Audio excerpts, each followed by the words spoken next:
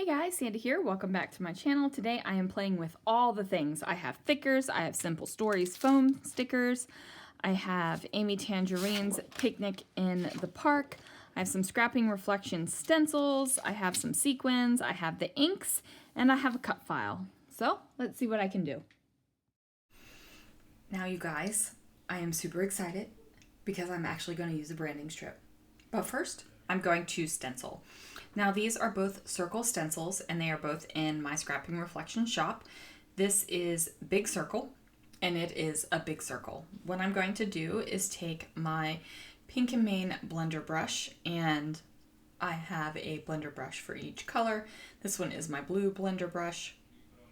I'm just going to take some Close to My Heart ink and blend it right on through the circles. I'm doing it real quick. I don't want the color to be super dark. I just want a little light kissing of the blue ink through my stencil. And then after I do that, you can see I have these subtle blue circles. And then I'm going to take Pika Dot Grid and I am going to tape that down as well. Now these are much, much smaller circles. And I'm going to take a purple Close to My Heart ink with a Pink and Main mini blender brush. And then I'm going to go ahead and rub on some ink over the stencil. Now this really isn't ink blending, you guys. I am just taking an ink and putting it through a stencil. And again, subtle color, not a lot of darkness. I just want to add some interest to my black and white background.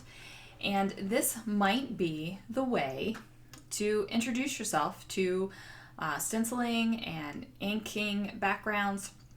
If you want to get into mixed media or you want to try it and you're not exactly sure what to go with and you don't want to go big with paint or glaze or glitter or anything like that, just doing some subtle ink like this is a great way to get into it. Basically, I'm just added a bit of a pattern onto my black and white paper. Now this photo is from Lana. It's a screenshot. She group texted me and Christopher that said there is an airplane flying over you and it's me. So she is taking lessons. She is getting her private pilot's license, and this was the first time she flew over the house, so her instructor took over the controls so she could text. So she could text us and let us know that she was over the house. So we went out, we saw her, we took pictures. Now you really can't see the airplane in these photos. It's like a speck, but the actual photos that I printed out, you can make out the airplane. And I'm going to scrapbook those too. I just really, really wanted to scrapbook this text. I just found it amazing. So I have this globe cut file, and honestly, I have no idea where it came from. It's been in my cut file area for a little bit now. I am going to back the cut file with some patterned paper, and I'm using my Nuvo Deluxe glue to adhere it down there. I do enjoy using the Nuvo Deluxe glue. It dries clear, it dries matte, and it comes out thinly, so I don't really have to worry about it. Now I am going to back the floral pieces. So I have this green pattern paper for the leaves, and on the opposite side of that is this gorgeous matte print. But I am okay. I don't want to save the matte print because I like it so much. I like the green and white pattern on the other side, and I have a use for it, so I'm going to go ahead and use it. Otherwise, that pattern paper can sit in my stash forever until I have the perfect photograph for it, and we're not going to do that. Plus, it's in a 6x6 paper pad, and it's a repeat, so I have another one. It's all good. Don't even have to worry about it. Now, I do the method for cutting my cut files. Like I said, this was a pre-cut cut file. I kind of trace around it, cut, and then glue. And I'm not going to make you guys watch me do that entire thing to this layout because that does get a little monotonous and probably not a lot of fun. So there we go. We have the cut file finished. I didn't go fancy with it. It is very basic colors. and that's just the way it went. Now, the reason why I chose the blue and purple for my background was because of the sequins that I'm going to put into this globe. And I am going to make this globe into a large shaker. Now, had I done this again, I think what I would have done was put a backing behind the globe and not just have it peek through the background paper. I think I would have done that. But you know what? I still love the layout, and it's not bothering me so much where I'm going to change it. It's just not doing it. So what I did was take some packaging. I took a pen that will not smear and just traced around the edge of the globe, and then I'm just cutting it out with scissors. Now I'm going to create my shaker. I'm going to flip over my globe, and then I'm going to add some adhesive onto the globe itself after I figure out which way I'm supposed to put the piece of plastic down. You could use acetate, you could use vellum, you could use all kinds of things. You could even use mesh. But once I figured that out, I add the glue around the edge of the globe, and then I'm going to push that plastic down, and the wet glue holds that plastic to the globe, so I don't have to worry about slippage, and I don't have to worry about sequins falling out once I get the sequins on. So I just press it down, and I kind of was living on the edge here, guys, because you know I have a cutting mat that I use when I glue things on top of it, and that's just what I do, and I didn't this time, so I was definitely living on the edge. So I'm just going to figure out where I want my photo to go. I don't really want it to kind of go over top of, well, let me take that back. I don't want the flowers to cover up too much of the photo.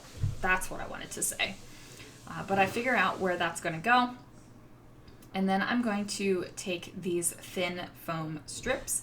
Now these came from Tailored Expressions. I know that Doris had these thin foam strips as well, but Michaels bought Doris, and basically they're closing them down. So I don't know if Michaels is going to sell any of the Doris products under their name or the Recollections name or anything like that. I don't have that knowledge. All I know is that Michaels bought Doris and they're closing them down. So if you're looking for these kind of super thin strips, check out Tailored Expressions, Simon Says Stamp, any of those kind of places might have them. I'm looking for a good place to have them so I can put them in my shop.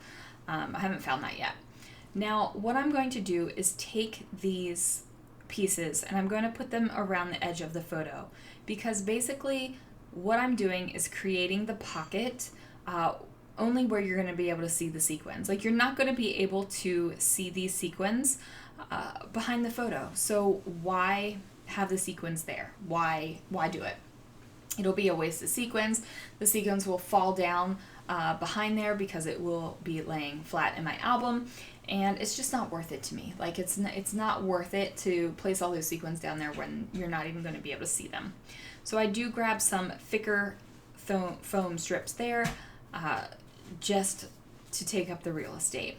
I do add a little bit of washi just to hold down that piece of plastic, and then I realize that I still have some plastic poking through my globe over on this side. At first I think I'm going to cut it with scissors, and then I decide nope. I even tried the little scissors and I was like, Sandy, not going to work. So I grabbed a really old Making Memories mat and my pen blade, and I just go ahead and use that to cut the extra plastic off. Now I have the extra plastic there because I did not cut exactly on my marker line when I made the pattern for this bad boy, and that's okay. I don't mind trimming up after the fact. It is better to have it larger than have it smaller, because if it's smaller then you have to recut it. You can't make your plastic larger. It just doesn't work like that. So I do add a little adhesive so that my photo sticks to the globe a little bit better. And then I'm thinking, how am I going to put this on here? I'm not backing the globe. I'm just going to have it here. And this is where I wish I would have backed the globe. But you know, maybe I would have backed it and didn't like it either. But I don't do that. So what I do is I pull all of the little backer bits off of the globe, except for a section right at the top. And what that's going to do is allow me to dump in my sequins without having to worry about it, because otherwise you'd have to put the sequins on the globe while it was upside down like this and figure out where your paper was going to go and how it lined up. And it just wasn't worth it. It was easier for me to just undo part of it and then go ahead and stick it down.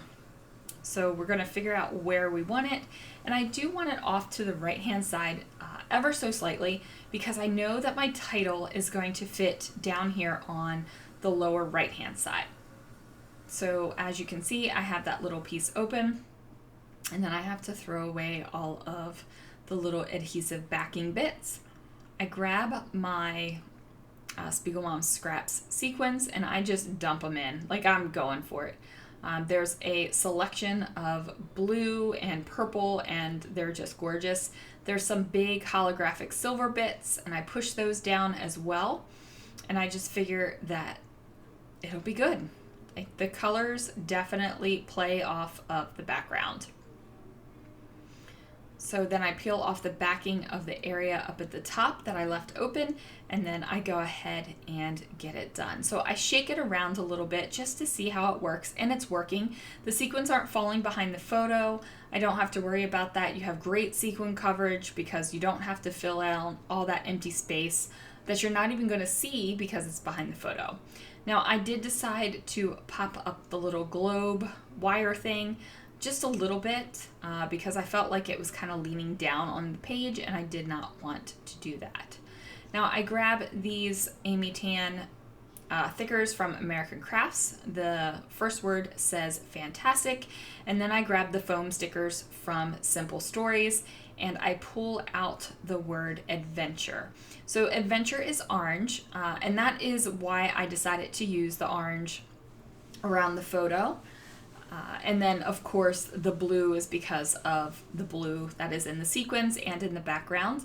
And I figure the little rainbow strip down at the bottom kind of ties it all in together. So now I just grab this arrow. And at first I had it pointing to the airplane above the house. And it just kind of looked like an arrow was stuck there, like I dropped it and forgot that I dropped it there, because you really, really can't see the arrow you really, really can't see the airplane whatsoever. And it just looks funky to me. So that's eventually going to move because it just doesn't feel right. I do grab this green geotag and decide to decorate my photo ever so slightly. I'm thinking about using some other things off of here, but ultimately I decide I don't need it. Then I take my purple blender brush and just rub it over top of the foam thicker, because I kind of felt like the white foam thicker was getting lost a little bit. So I just wanted to add a touch of color to it. Now I pull off the arrow and decide, no, it doesn't need to go there. And then I just do a tiny, just little line of journaling over here on top of the rainbow stripe, because I am going to scrapbook the other photos. And then after the camera turned off, I went ahead and added some sequins, and I will see you guys again real soon for another video.